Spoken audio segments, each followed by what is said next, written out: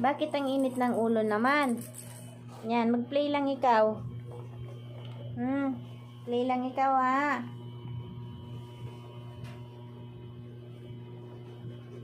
Mainit na nga ang panahon, mainit din ang ulo. Ay. Play lang ikaw. Play lang yan, dan.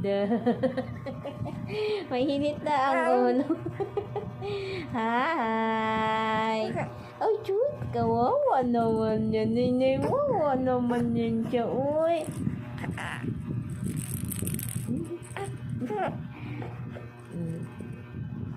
Kaya mo yan.